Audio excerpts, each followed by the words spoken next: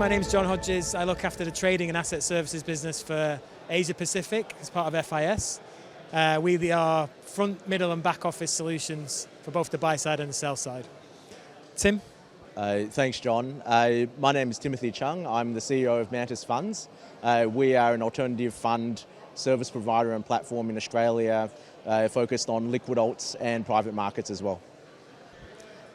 Thank you, Tim. So, as we think about the investment landscape in Australia and then APAC more broadly, how would you describe the outlook for 2025? Thanks, John. Good question, very timely. Look, I think the word on everyone's lips at the moment is volatility.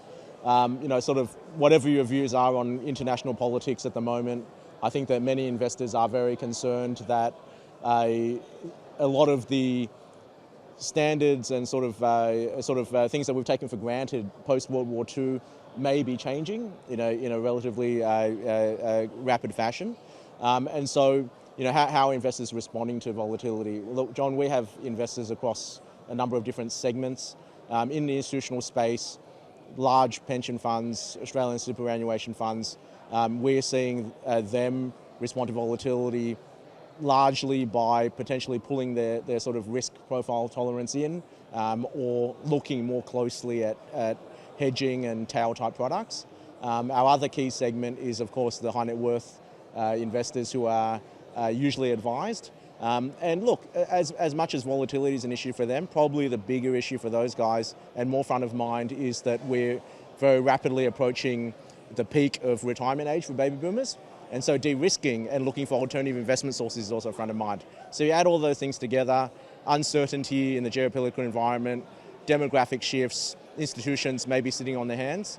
We think 2025 is going to shape up to be pretty interesting. Definitely. And as you talk about the volatility, it brings me to the private market space. So a lot of investors are looking at private markets now. We're trying to democratize private markets more and bring it more to the retail space. FIS, we have 8 of the top 10 private equity firms use our technology, so we get a lot of feedback from the market. It's obviously very heavily focused on the US and Europe, but super funds are big investors on the private space. But how do you see that in this region? Yeah, thanks, John.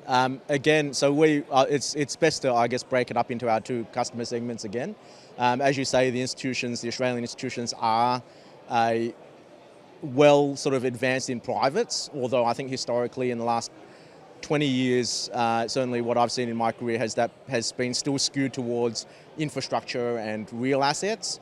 And the question on everyone's sort of minds is, over the next 5-10 years, now that the long duration assets sort of tailwind from interest rates declining has fallen off, will they shift towards private asset allocations that are seen amongst their European and international peers? So that's probably a big, and I guess if you're sitting here as maybe us, as FIS and Mantis, we say yes.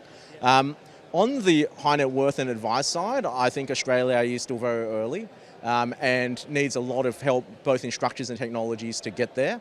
Often when we are talking to financial advisors about XYZ private equity firm that is very well known globally, that will be the first time they've seen that firm, that strategy. And so there's a lot of education still involved before we can get there.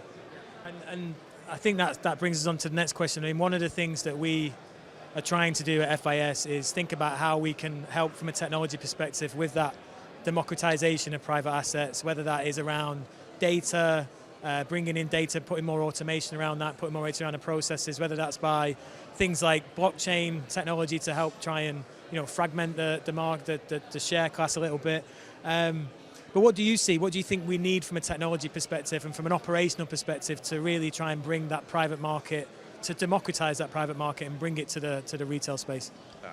Thanks, John. I think that's probably one of the hardest questions that we deal with. The Australian sort of democratized market, if you like, broadly the wealth market, that's been intermediated via the large platforms, which, for our audience, think of them as the workflow software that the financial advisors are using, has been very closed, and often will put product on those platforms, and they'll specifically say things like no products with capital calls. Now that's a bit of a pain for private market assets. So I think that there's a combination of education, structure. So often what the local large managers are doing is putting in place Australian feeders that are maybe a little bit closer to what investors here are used to. And then the technology side, absolutely. With listed market funds, the technology feeds, all the APIs, all the data that is necessary to feed that industry is already all there. In privates, we're not even yet agreed on what data. And so Australia is sort of, I guess, 10 years behind, but certainly a big opportunity for the likes of FIS. So thanks, Tim, for joining us today. Great insights, great to bring some local knowledge, and look forward to being on the panel later with you.